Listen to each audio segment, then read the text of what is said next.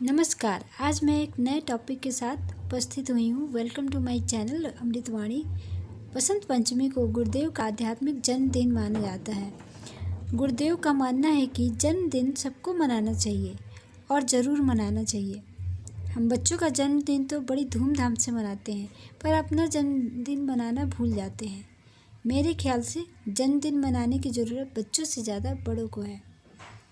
जन्मदिन के विषय में गुरुदेव क्या कहते हैं, आइए जानते हैं उनके ही शब्दों में। तो चलिए वीडियो को स्टार्ट करते हैं। मनुष्य का जीवन भगवान का दिया हुआ सबसे बड़ा उपहार है।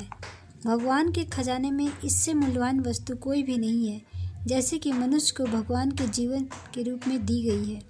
इस मूल्यवान वस्तु का लाभ तब है जब इसकी उपयोगिता समझी जाए और उपयोगिता समझ करके उसका ठीक तरीके से सदुपयोग किया जाए। हम सदुपयोग नहीं कर पाते क्योंकि उसका मूल्य नहीं समझ पाते। जिस चीज़ का मूल्य समझ में ना आए, भला उसका सदुपयोग का सवाल कहाँ उत्पन्न होता। जीवन को हम निरर्थक वस्तु मानते हैं और ये मानते रहते हैं ये कोई भार हमारे ऊपर टंगा हुआ है और हमको भार वहन करना पड़ रहा है। असंख्य मनुष्य ऐसे हैं जिंदगी जीते तो हैं, पर ऐसी ज़िंदगी जीते हैं मानो किसी ने उनके ऊपर वज़न लाद दिया हो। जबकि सही बात यह है कि इतनी बड़ी संपदा पाकर मनुष्य के लिए ये गुंजाइश है कि अपना जीवन सफल और सार्थक बनाए। साथ साथ भगवान ने जिस विशेष प्रयोजन के लिए मनुष्य जीवन दिया है उसको भी पूरा करे। इस विश्व उद्यान को सुंदर और बनाने के लिए भगवान ने बड़ी आकांक्षाओं के साथ, बड़े अरमानों के साथ ये संपदा मनुष्य को सौंपी है और यह अपेक्षा है कि इस धरोहर का और अमानत का अच्छे से अच्छा उपयोग करके दिखाएगा। लेकिन हम कुछ नहीं कर पाते क्योंकि उसका मूल्य नहीं समझते। मनुष्य जीवन की संभावनाएं इतनी बड़ी हैं कि इस संपदा का ठीक तरीके से उपयोग किया जा सके तो मनुष्य भौतिक और आध्यात्मिक दोनों ही क्षेत्रों में उच्च स्तरीय सफलताएं प्राप्त कर सकता है। सफलताओं के सभी द्वार उसके लिए खुले हुए हैं। शर्त यह है कि आदमी अपनी सत्ता की महत्ता को समझे और यह जाने कि हमारे पास कितनी बड़ी अमूल्यवान चीज़ें हैं। हमारा शरीर कितना मूल्यवान है, हमारा मस्तिष्क कितना मूल्यवान है, इसके भीतर जो अन्यान गुण है और कर्म स्वभाव की विशेषताएं भरी पड़ी हैं वो कितनी कीमती हैं। अगर उनका ठीक इस्तेमाल कर सके तब, ना कर सके तब तो हीरा भी हो, कोई भी चीज़ हो तो बेकार ही रखी होगी और बेकार ही साबित होगी। मनुष्य जीवन की महिमा और गरिमा हर एक को समझना आवश्यक है ताकि उसके ठीक तरीके से उपयोग करने की उमंग उसके मन में उठे। इसके लिए आवश्यक समझा गया है कि परिवार के प्रत्येक सदस्य को जन्मदिन मनाना चाहिए और जन्मदिन मनाने के माध्यम से उसको यह प्रकाश दिया जाना चाहिए कि अपने मूल्यवान मानव जीवन का महत्व समझ सके, इसकी गरिमा को जान सके, इसकी उपयोगिता का अंदाज़ा लगा सके और इसका ठीक तरीके से इस्तेमाल कैसे किया जा सकता है इसके संबंध में कुछ महत्वपूर्ण निर्णय कर सके। इन सब उद्देश्यों की पूर्ति के लिए जन्मदिन उत्सव मनाना आवश्यक है समझा गया और यह अनिवार्य कर दिया गया है कि अपने परिवार के किसी भी सदस्य को अपना जन्मदिन मनाए बिना नहीं रहना चाहिए। जो चालाक ये समझे और कहें क्यों ऐसा अनिवार्य नियम इसलिए बनाया गया है कि आदमी को एक भावनात्मक वातावरण में, एक उत्साहवर्धक वातावरण में कुछ महत्वपूर्ण बातें समझाई जा सके। कुछ महत्वपूर्ण अवसर ऐसे होते हैं जिनमें किसी आदमी को उत्साहित किया जाता है और उत्तेजित किया जाता है। उत्साहित मनुष्य के दिन आदमी को विशेष प्रसन्नता भी होती है और उस गर्मागर्म वातावरण में अगर उसने कुछ नियम लिए हैं, कुछ प्रतिज्ञा ली है तो उसको निभाने के लिए भी तैयार भी रहता है और आदमी को ये सुविचार अनुगामिकता अपनाने के लिए बाधित किया जाता है कि वह स्व की महत्ता को समझे, स्व के गौरव गरिमा को स्वीकार करे और जीवन को इस तरीके से बिताए जिससे कि इस महिमा और गरिमा को अक्षुण्ण बने रहने का मौका मिले। कुछ मनुष्य के जीवन में अवसर ऐसे होते हैं जो आदमी को खुशी प्रदान करते हैं। जब खुशी प्रदान करते हैं तो आदमी के लिए वो दिन बहुत महत्वपूर्ण बन जाता है। आदमी कभी कुश्ती जीत करके आया या खिलौने का कोई उपहार लेकर के आया या जीत के आया तो उनके चेहरे की खुशी देखी जा सकती है। कितना खुश प्रसन्न मालूम पड़ता है और ऐसी खुशी से उसकी शारीरिक और मानसिक शक्तियों का विकास होता है। खुशी और उत्तेजना देकर हम आदमी को आंतरिक और बहिरंग दोनों ही जीवन में विकसित और उत्तेजित कर सकते हैं। सामान्य निरस्ता के जीवन में छूट करके कुछ ऐसे प्रकाशपूर्ण जीवन में प्रवेश करता है जो उसके लिए आगे चल करके उस समय महत्वपूर्ण साबित हो। ऐसा ही अवसर जन्मदिन के आधार पर हर एक को मिले, अपने संबंध में गौरव गरिमा को समझने के लिए, खुशी हासिल करने के लिए और आत्मबोध का आधार खड़ा करने के लिए। आत्मबोध मनुष्य जीवन का सबसे बड़ा ज्ञान है। अपने बारे में जान लेना, अपने को देख लेना। भगवान ने गीता में बार बार कहा है, अपने आप को जानो, अपने आप को देखो, अपने आप को समझो, अपना उद्धार करो और अपने आप को गिराओ मत। ये आत्मबोध मनुष्य को हो जाए तो समझना चाहिए कि आध्यात्मिक उन्नति का द्वार खुल गया।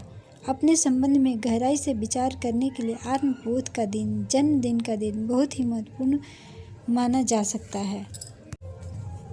संसार में हम हैं, संसार में रह करके हम अपने कर्तव्य पूरे करें, हंसी खुशी से रहें, अच्छे तरीके से रहें, लेकिन इसमें इस कदर हम व्यस्त न हो जाएं, इस कदर फंस न जाएं कि हमको अपने जीवन के उद्देश्यों का ध्यान ही न रहे। हम फंसेंगे तो मरेंगे। आपने उस बंदर का किस्सा सुना होगा जो अफ्रीका में पाया जाता है, सिम्बून, और जिसके बारे में ये कहा गया जाता है कि शिकारी लोग उसको चने, मुट्ठी भर चने का लालच दे करके उसकी जान ले लेते हैं। लोहे के घड़े में चने भर दिए जाते हैं और सिम्बून उन चनों को खाने के लिए आता है, मुट्ठी बांध लेता है। मुट्ठी को निकालना चाहता है तो मुट्ठी निकलती नहीं है, जोर लगाता है तो भी नहीं निकलती। इतनी हिम्मत नहीं होती कि मुट्ठी को खाली कर दे, छोड़ दे और हाथ को खींचे, लेकिन वो मुट्ठी को छोड़ना नहीं चाहता। छोड़ने के न चाहने का परिणाम ये होता है कि हाथ बाहर नहीं निकलता ही नहीं और शिकारी आता है, उसको मार काट के ख़त्म कर देता है, फिर उसकी चमड़ी को उखाड़ लेता है। हम और आपकी स्थिति ऐसी ही है जैसे अफ्रीका के सिम्बून बंदरों जैसे। हम लिप्साओं के लिए, लालसाओं के लिए, वासनाओं के लिए, तृष्णा के लिए, अहंकार की पूर्ति के तरीके से मुट्ठी पकड़ करके बंदरों के तरीके से फंसे रहते हैं और अपनी जीवन संपदा का विनाश करते हैं, जिससे हमको बाज आना चाहिए। हमें अपने आप को इसी बचाने के लिए कोशिश करनी चाहिए। हमको अपनी क्षुद्रता का त्याग करना है। क्षुद्रता का अगर हम त्याग कर देते हैं तो हम कुछ खोते नहीं, हम कमाते ही कमाते हैं। कार्ल मार्क्स मजदूरों से ये कहते थे, मजदूरों एक हो जाओ, तुम्हें गरीबी के अलावा कुछ खोना नहीं है। और मैं ये कहता हूँ कि अध्यात्म मार्ग पर चलने वाले विद्यार्थियों, तुम्हें अपनी क्षुद्रता के अलावा और कुछ नहीं खोना, पाना ही पाना है। आध्यात्मिकता के मार्ग पर पाने के अलावा कुछ नहीं है। इसमें एक ही चीज़ हाथ से गुम हो जाती है, उसका नाम है आदमी की क्षुद्रता और संकीर्णता। क्षुद्रता और संकीर्णता को त्यागने में अगर आपको कोई बहुत कष्ट ना होता हो तो मेरी प्रार्थना है कि आप इसको छोड़ दें और अपना महानता के रास्ते पर चलें। जीवन में भगवान को अपना हिस्सेदार बना लें, भगवान के साथ अपना नाता जोड़ लें। जोड़ लेंगे तो ये मुलाकात की हिस्सेदारी आपके बहुत काम आएगी। गंगा ने अपने आप को हिमालय के साथ में जोड़े रखा। गंगा का और हिमालय का तालमेल और उसका रिश्ता नाता ठीक बना रहा और हमेशा गंगा अपना पानी खर्च करती रही, लेकिन पानी की कमी कभी नहीं पड़ने पाई। हिमालय के साथ रिश्ता हम जोड़े, भगवान के रिश्ते के साथ हम जोड़े तो हमारे लिए जीवन में कभी अभाव का, कभी उस तरह के संकटों का अनुभव न करना पड़ेगा जैसे कि सामान्य लोग पग पग पर जिया करते हैं। गंगा का पानी सूखा नहीं, लेकिन नाली सूख गया। उसने किसी महान सत्ता के साथ संबंध मिलाया नहीं। बाढ़ का पानी आया और नाला उछलने लगा। बाढ़ का पानी सूखा और नाला सूख गया। 9 महीने सूखा पड़ा रहा। बरसाती नाला 9 महीने सूखा पड़ा रहा, लेकिन गंगा युगों से बहती चली आ रही है और कभी भी सूखने का नाम नहीं लिया। हम हिमालय के साथ जुड़े, हम भगवान के साथ जुड़े तो हमारा भी सूखने का कभी मौका ना मिले आएगा। फिर हम इतनी हिम्मत कर पाए तब हम भगवान को समर्पित कर सके अपने आप को, तो भगवान को हम पाएँ। हम भगवान की कला का सारा लाभ उठा सकते हैं। शर्त यह है कि हम अपने आप को, अपनी महत्वाकांक्षाओं को, अपनी कामनाओं को और अपनी विश्ववृत्तियों को भगवान के सुपुर्द कर दें। हम भगवान के साथ में अपने आप को उसी तरीके से जोड़े जैसे कठपुतली, जैसे पतंग और जैसे बांसुरी। न कि हम इस तरीके से करें कि पग पग पर हुकूमत चलाएं। भगवान के साथ हम अपनी मनोकामना पेश करें, ये भक्ति की निशानी नहीं है। भगवान की आज्ञा पर चलना हमारा काम है। भगवान पर हुकूमत करना और भगवान के सामने तरह तरह की फरमाइश पेश करना, ये सब वेश्यावृत्ति का काम है। हम में से किसी का उपासना लौकिक कामनाओं के लिए नहीं, बल्कि भगवान की समझदारी के लिए, भगवान को स्मरण रखने के लिए, भगवान का आज्ञानुवर्ती होने के लिए और भगवान को अपना समर्पण करने के उद्देश्य से उपासना होनी चाहिए। अगर आप ऐसी उपासना करेंगे तो मैं आपको विश्वास दिलाता हूँ कि उपासना सफल होगी। आपको आंतरिक संतोष मिलेगा।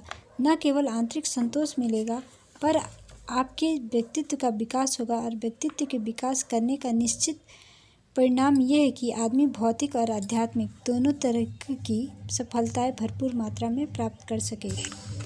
मेरा आपसे अनुरोध ये है कि आप हंसती हंसाती ज़िंदगी जिए, खिलती खिलखिलाती ज़िंदगी जिए, हल्की फुल्की ज़िंदगी जिए। हल्की फुल्की ज़िंदगी जिएंगे तो आप जीवन का सारा आनंद पाएंगे। अगर आप घुसेंगे, सेंध मारेंगे तो आप नुकसान पाएंगे। आप अपने कर्तव्यों को पूरा करने के लिए ज़िंदगी को जिए, हंसी खुशी में से जिए।